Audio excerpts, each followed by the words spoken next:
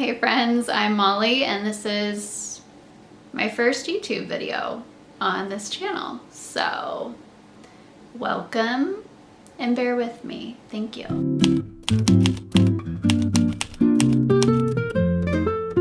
Also, I'm joined by Cheeto back here. Oh, okay. She's here for moral support. This channel will be for anybody who loves interior design, who is inspired by chatting about or seeing design come to life.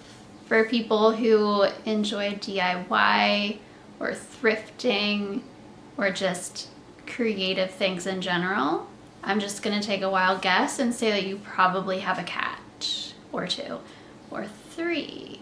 Probably women in their 20s or 30s. Overall, the anxious population, most likely the chronically ill, and my parents. Hi, Dad. And if the algorithm somehow brought you here and you don't fit into one of those categories, welcome, hello, and I'm sorry. All right, we're jumping in feet first in this first video, moving directly into a new client project of mine. This is a commercial space and it's for the only bathroom at a chiropractic clinic. The building is old with interesting architecture and design details, but the inside doesn't quite translate. So I've actually already worked on a room in this space for the chiropractor's personal office. I did that project last year, and room by room, we're kind of going through and bringing it back to kind of the best version of what it can be. The current state of the bathroom, usable, functional. It's a little dark, and I'm a little unwell about the wallpaper directly behind the toilet and sink. And this isn't just, you know, your smooth finished wallpaper. This is textured. This is a thick wallpaper. Gives me the heebie-jeebies, I'll be honest. So that's changing immediately. But the room has such good architectural detail, has really chunky, at least baseboard molding, which I love. And I want to kind of enhance that and focus on that and make this kind of a vintage feel that it should be. I have so many ideas swirling around my head after the initial consult to look at everything. So let's get to making a mood board and we'll make some design decisions, source some products, and walk through the general plan for this project. Okay, let's go.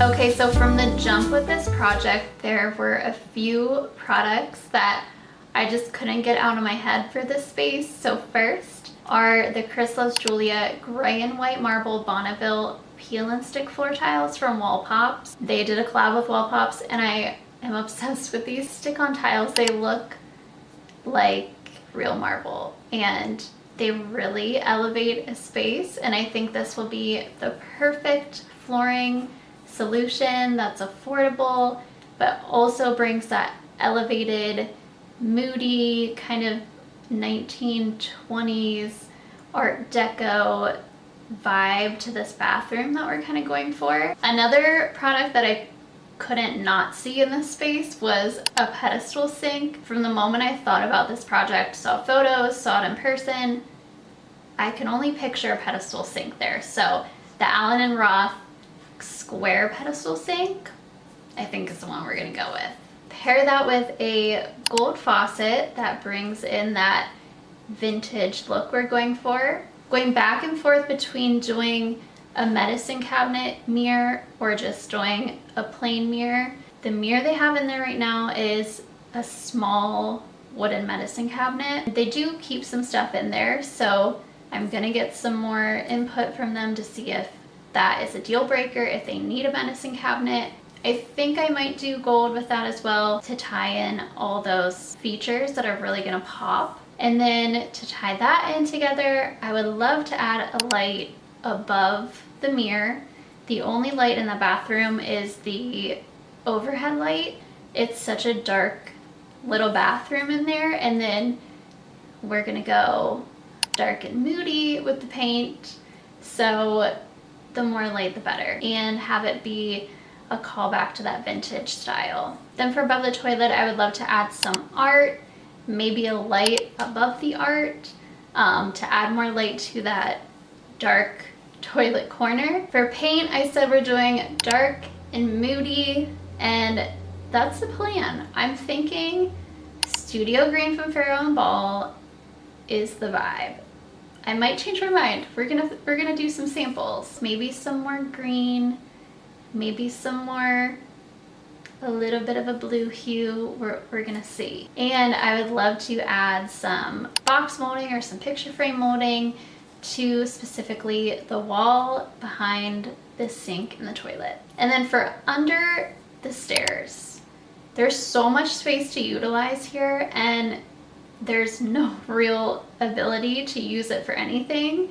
So what I'm thinking is to do some sort of built-in cabinet underneath, and that allows you storage. Obviously the sink they have in there now has storage underneath it. It's where they keep toilet paper, some cleaning supplies, all of that under the sink. If we can do a built-in that gives you space for toilet paper, supplies, the paper towels, whatever they need in that area, and make use of that space, that's the goal. Leave enough room at the top for putting a plant on there, or putting some decor or some little pieces on top that add a little pizzazz and give some more elements to that dark space that just doesn't have anything there right now. Okay, and then the great debate in my mind is, do we keep the paper towel roller contraption? Obviously it fits the paper towels that they order and that they get. It does have a little bit of that vintage feel. It's white. I could spray paint it.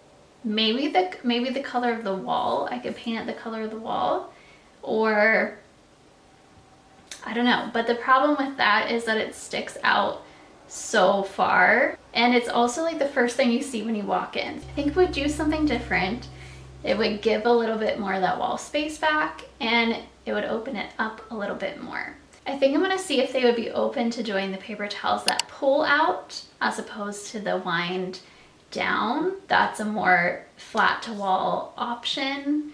Still works for a commercial space, but let me know if you think I should leave the paper towel roller as is. The grab bar and toilet paper holder that are on the wall currently will probably be changing. I think it's not a bad idea to have a grab bar. I might change the style out of that. For toilet paper, the toilet is actually a decent amount of space away from the wall that I think it might be beneficial to have a standalone toilet paper roll holder. I'm gonna test it out. The next time I go, I'm gonna sit on this toilet and we're gonna see how far do I have to reach, and would it be more beneficial to have a little stand with your toilet paper right next to you. So look forward to that in the next video. So that's the overall vibe. It's dark, it's moody, it hides all the things we need to hide, but it accentuates all the things we want to accentuate. Obviously I want to add some more crown molding to the space, but it has really great baseboards. It just needs more detail, and it needs more fun to really emphasize what's already there. It's such a great little space and there's so much potential. So I'm excited to get going. This is a great view of my insanely dusty dashboard, so there you go.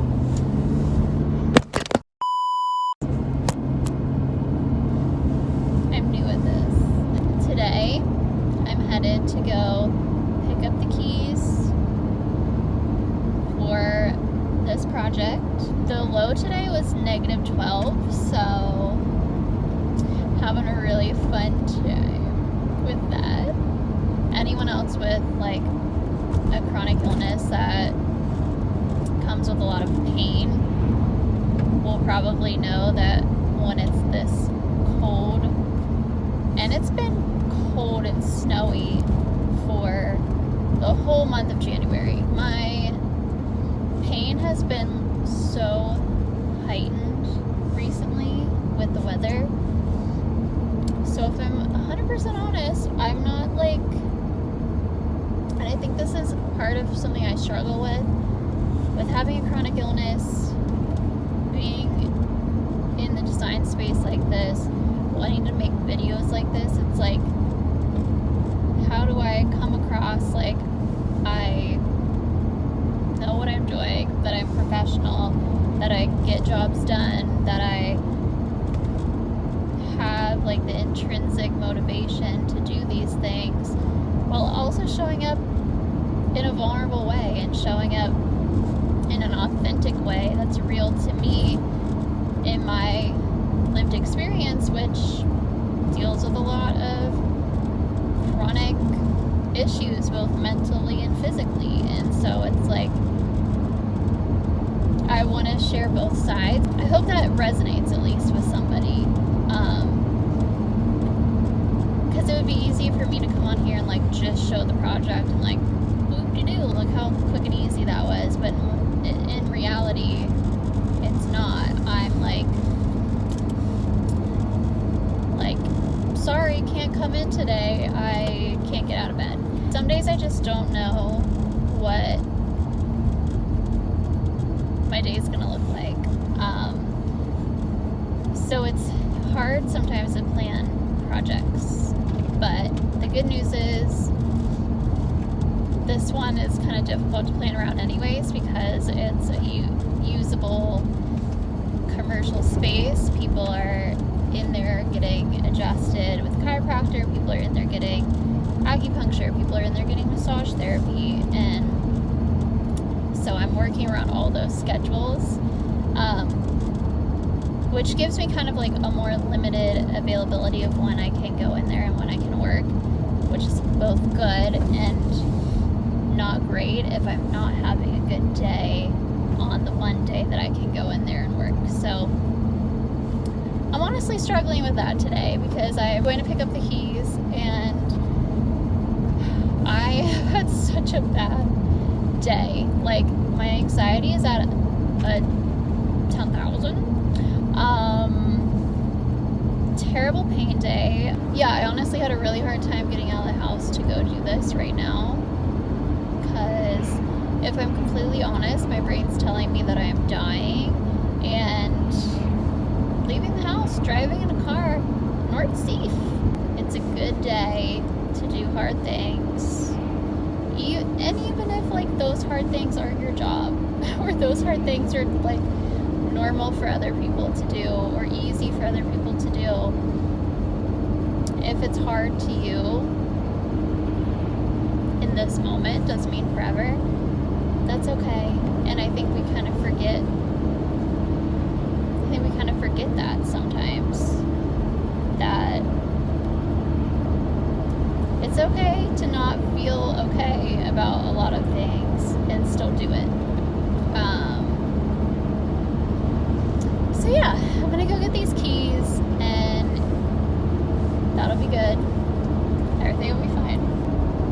Tomorrow I think I'll be starting on removing the wallpaper, which if you've removed wallpaper before, it's either going to be like the simplest removal process, or I'm going to rip all my hair out. So we'll find out which one happens tomorrow. Okay, bye. I may have just Googled how to start your first ever YouTube video, and I will also probably be ignoring that advice.